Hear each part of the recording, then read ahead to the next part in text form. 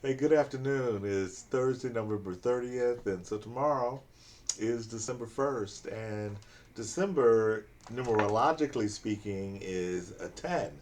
12th month plus 2023 gives us a 19, which is the Sun card. T-Bon Ange, El Sol, depending on which language you like, le français or el espagnol. But number 19 in Tarot is the sun, T-Bone Ange.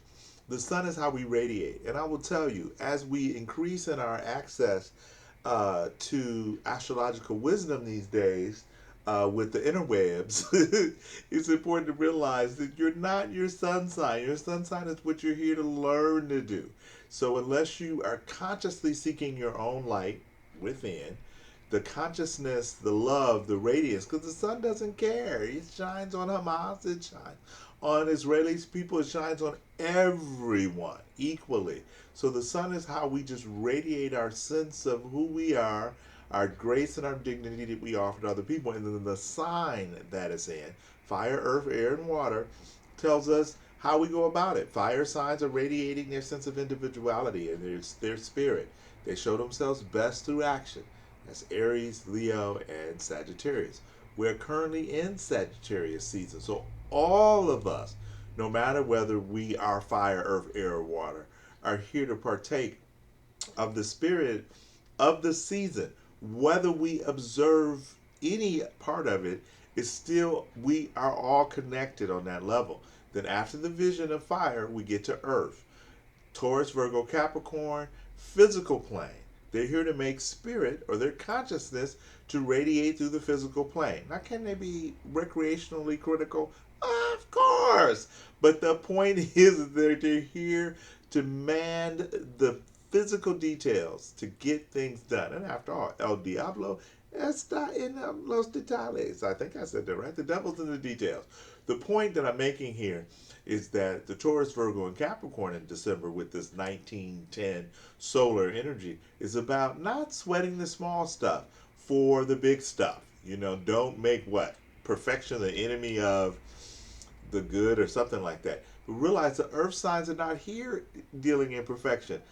Come on, y'all. Does Mother Nature create bushes and shrubs and all the rest of that with perfect 90-degree angles?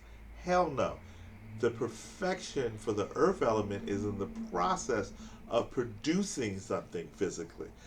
Perfection is an ideal. Ideals come through the mind. The mind is ruled or is intimately connected to the air signs of Gemini, Libra, and Aquarius.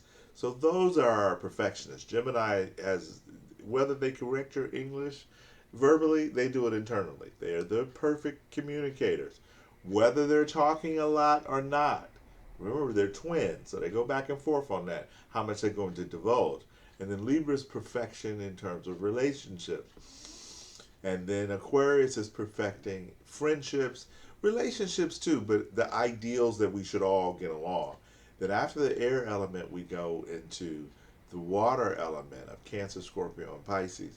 Each has a different relationship to love, and the love energy with Cancer is between family mates, Scorpio's between mates, and then Pisces is love between humanity and divinity, or the visible and the invisible energy. So, December 1910 that's the sun, that's La Fortuna, the Wheel of Fortune, and the Magician. So, if you want something done, this is a month to get it started because it's a one. So we're beginning a new cycle with ourselves, numerologically speaking. Now we do have the new moon that comes up on December the 13th in Sagittarius, and Mars is also there. So our action oriented energy is getting to seed, SEED, these longer term plans, these longer aspirations. So if you're listening to this the weekend of December 1st, 2nd, 3rd, good time period to kind of go out and see what's going on aspirationally speaking, looking at all the different possibilities. But this is a weekend for whether you want to be productive or whether you want to play or do a little bit of both. Excellent weekend to do it, but keep it discreet regarding any new relationships.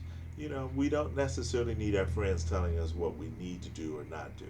Now we are in a morning star Venus phase. So Venus is the head of the sun in the sign of Scorpio, in the sign of this new moon in Sagittarius. So we're going to be attracting, the things that maybe bring us conflict, but that conflict is to get us to aspire to look beyond the differences and see where we can be more inclusive. So I'm looking at you, water signs of Cancer, Scorpio, and Pisces, and I'm also looking at you, winking at the fire signs of not allowing your ego to get in the way of union or connection. Is it life or death? If not, let it go, really, or table the discussion. Because Mercury is in its shadow to go to go retrograde on December 13th until January 1st. And so just know that this stationary Mercury in motion around the new moon can suggest kind of like driving your car with the emergency brake half on. You're kind of pulling. There's some coefficient drag going on there.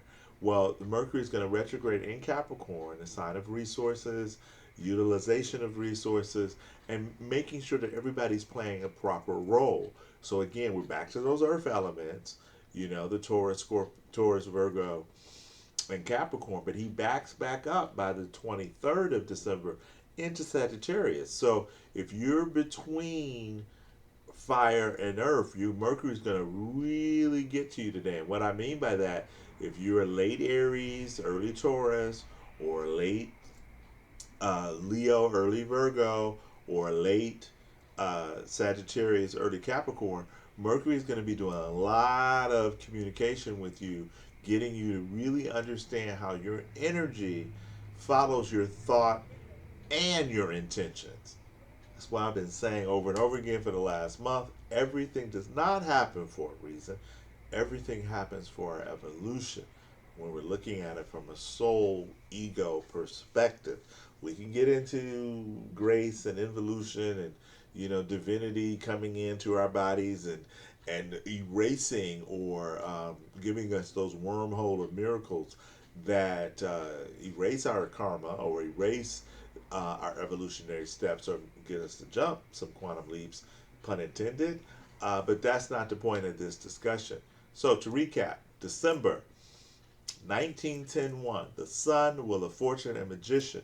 In the beginning, the word said, let there be light, and we got light. So it's about communicating. When you got a lot of ones and tens and, debonage and solar energy, it's about looking within, knowing that you're not searching for a higher purpose. You are your purpose. So showing up, erasing any guilt and belief about original sin and self blame. December, yes, wake up on that one, folk. And this new moon, it does have a square on the 13th to Neptune.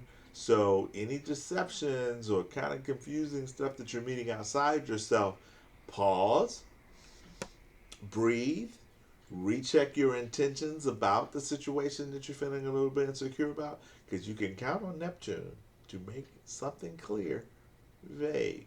You can also count on Neptune to bring into your life whatever self deceptions are going to show up in your outer world. And so allow mystical Neptune to get you to slow down, all of us, but particularly the fire signs of Aries, Leo, and Sag, in order to really understand what they're intending in all of their relationships and situations. This is Quan out and season's greetings. We'll be putting together, you'll be seeing more of these because my website is getting refurbished or redone, refurbished. I like that word anyway. Hopefully in Saturday, December 2nd. And so be on the lookout for that. Thank you. Peace out.